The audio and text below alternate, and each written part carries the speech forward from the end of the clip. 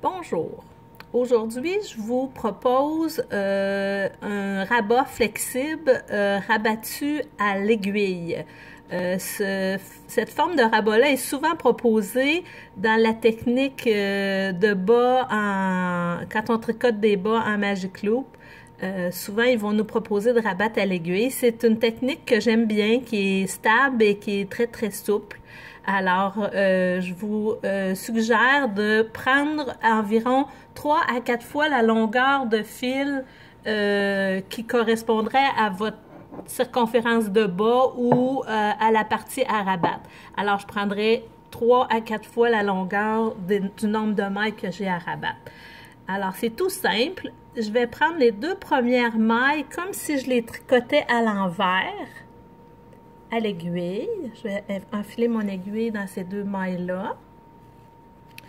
Ensuite, je vais prendre uniquement la première comme si je la tricotais à l'endroit. Et je la laisse tomber, comme ceci. Je répète l'opération. Je prends 2 mailles comme si je les tricotais à l'envers.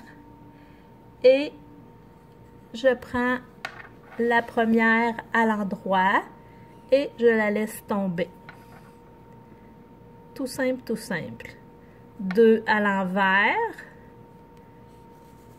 Et je tame mon fil normalement, sans trop tirer, sans laisser de trop relâche non plus.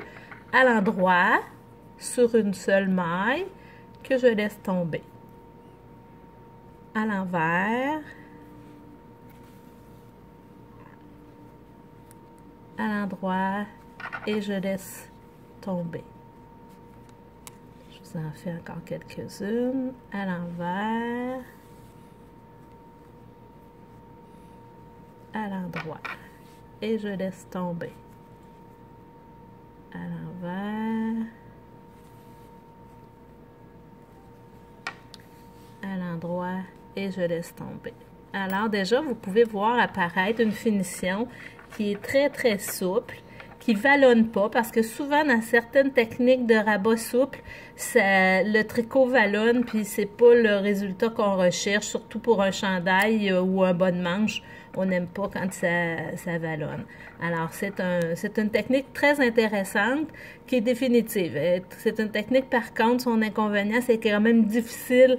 Si on avait à la défaire, c'est une technique un peu plus compliquée à défaire, mais pour le reste, là, c'est très intéressant. Alors, bon tricot!